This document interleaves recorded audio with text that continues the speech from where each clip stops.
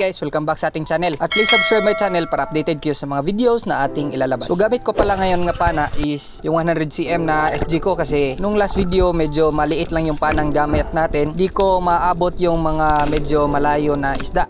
Or di lang talaga ako comfortable pag medyo malayo na. Kaya dito sa first dive ko, dito muna tayo sa medyo sakto lang yung depth. Medyo mahina na yung current pero subukan pa natin. Baka may natira pang mga pelagics. Ito po yung last dive ko sa 2023. Naghanta ko ulit baka may pangbigay na pang New Year.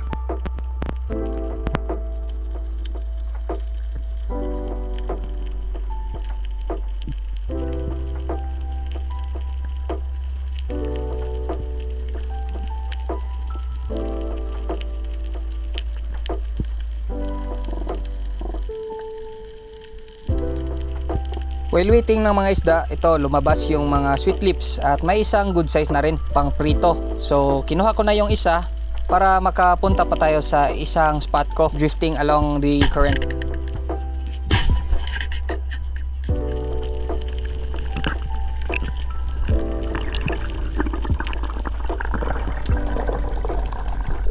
Sa second dive ko sa medyo middle part ng aking spot kung saan rin ako makakita ng mga golden trevallies na malalaki, dito ako nag-abang. Di ako pumupunta sa malalim na part kasi sand part na kasi doon, tapos wala akong maharang or makataguan.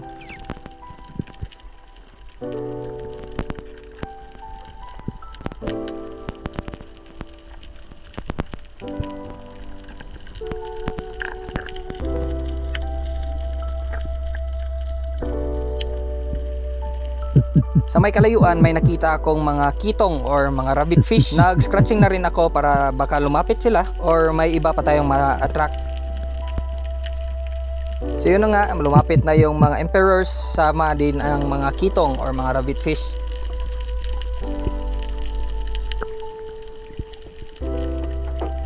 May nakita na sana akong medyo malaki, tapos tinira ko, nadaplisan yung mukha, naiwan yung buto sa flapper ko. Kawawa naman yung isda.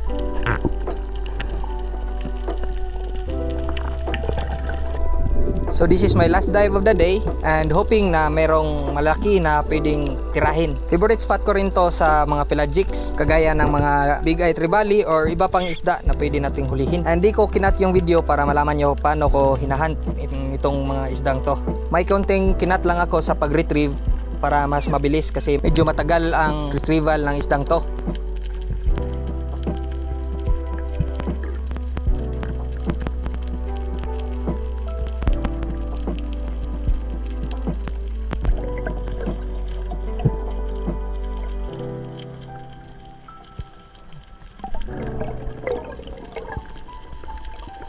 Pagdating ko sa baba, nawala yung mga bait fish at paglingon ko sa may ibabaw na part, ito pala yung naghunt, isang king mackerel. And take note na grill lang ako dito, hindi ako nagamit na buoy. Kaya be careful lang talaga kayo kung paano nyo nilalaruan tong mga isdang to kasi medyo malakas din to. Pero yung fight niya is pa straight, di kagaya ng trevallies or dugtutuna na pa lubog. Kaya hinayaan ko muna na ubusin yung reel ko at para maka-resurface ako at doon na natin paglaruan yung reel. And take note, yung reel line mo is palayo mo sa katawan mo, baka masabit pa.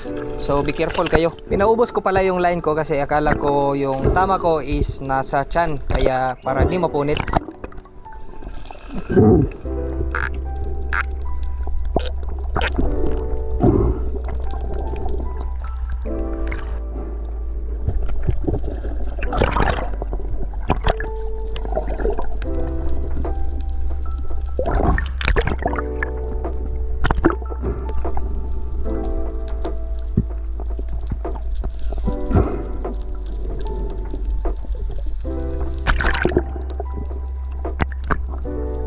For a couple of minutes, nakita ko na yung isda.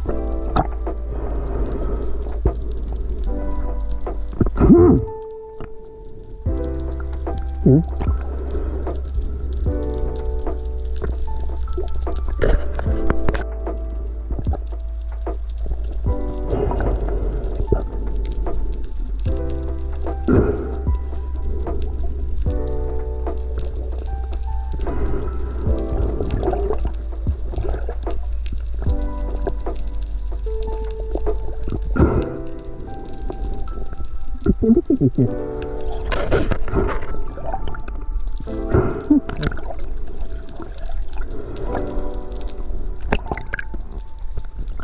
Medyo napababa yung tira natin pero kumapit naman. Nag-line management muna ako sa reel para di magkabuhol-buhol next time na gagamitin na natin.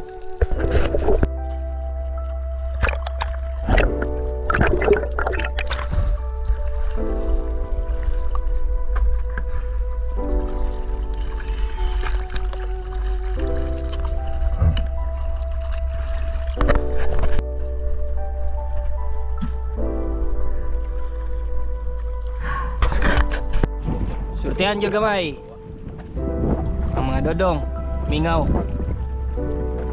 Ayan lang taon eh. Dahil pang New Year kaya man namang Pasko.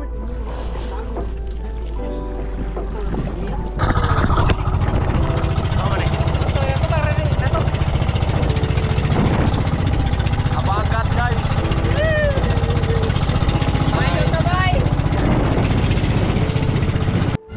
Pagdating ko, hiniwa ko rin yung may buntot na part kasi may bibigyan tayo. At yung iba, dadalhin ko sa bahay.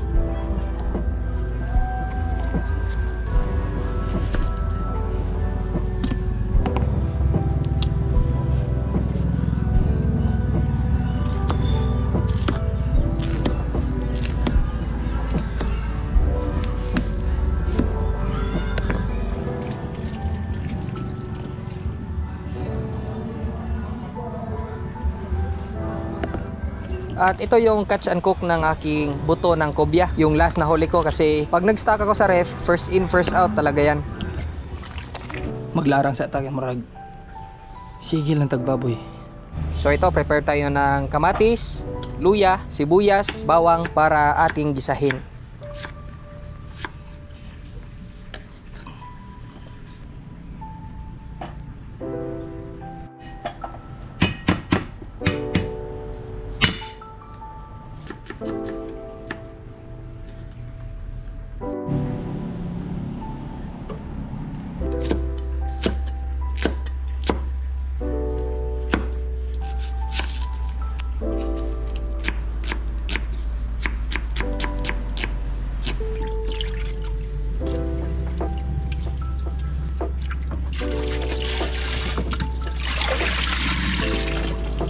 Nilarang nga tutlis.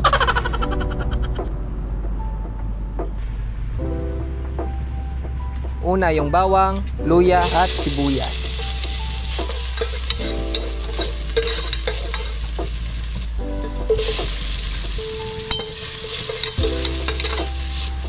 Tumitag yung plato sa prisuhan eh. Isunod na rin natin yung kamatis at sili. At pag pansin mo na parang luto na, lagay mo na yung isda. Simple na timpla lang, bitsin, magic at asin.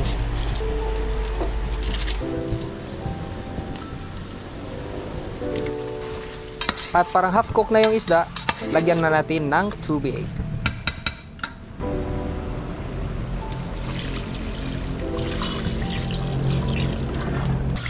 Pakuluin natin tapos lagyan na ng green onions or sibuyas daonan. Ito ang finished product.